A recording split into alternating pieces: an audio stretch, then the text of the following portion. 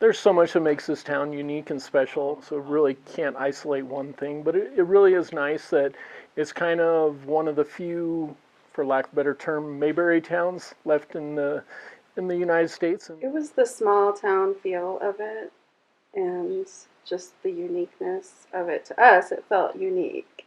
It wasn't like big box stores everywhere. It had a small Main Street It's atmosphere. something we didn't use addresses, we didn't use anything. We were going to go down here and this is what we're going to do. And it was the old Rockwell, uh, America. 40 miles southeast of Denver is the small town of Elizabeth, Colorado. The town's history is closely linked to that of the Denver and New Orleans Railroad, a standard gauge line created by John Evans, former territorial governor of Colorado in 1881. Evans saw the potential of linking the rich agricultural lands of the Colorado Divide with the markets of Denver and Pueblo.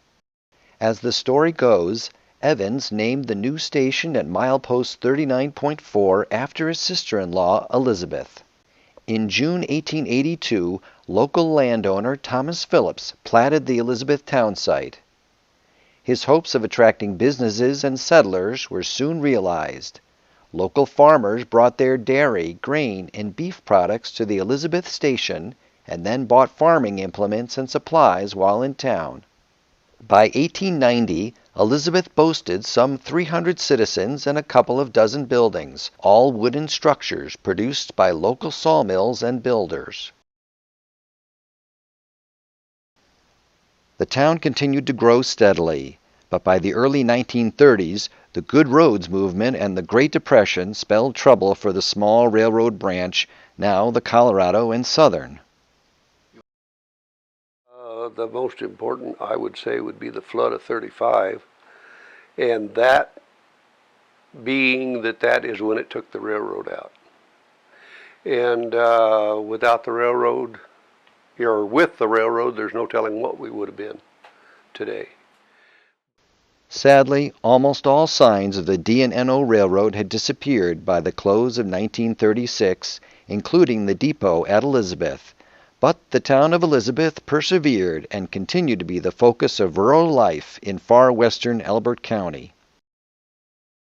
The thing being that I grew up here, went to school here, there were 10 in my class in school, and it's kind of neat. We were considered a big class, and there were 10 of us that started the first grade. It was exactly the same 10 that graduated 12th grade. It was just small town America. And you could go to the Merc that was across the street here, or the grocery store that was right down at the end of the street here. And anything that you actually needed to get along was available. After World War II, a Cold War missile base south of town brought jobs and new businesses to Elizabeth until it closed in 1965.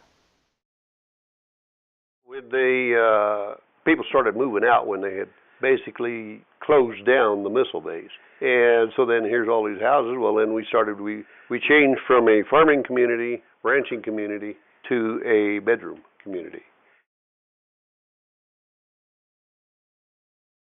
immigration for a short term of the hippie movement. And that started approximately in exactly 1970 by a gentleman by the name of Dave Wright, who later became the mayor at one point. Some of the artists, we've got Carlson, with the Carlson Building, which is the one state designated historic building.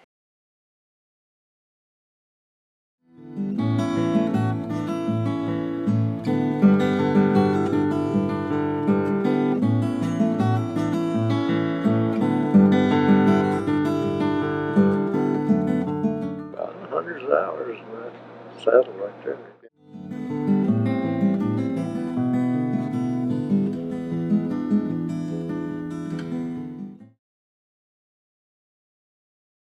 I think that art and history go hand in hand because art is kind of a reflection of what's going on at the time in your community and your world.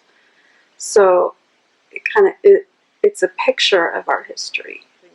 Historic preservation is just critical from a standpoint that for us to be able to learn from the past. Elizabeth is a small town full of Western charm and character.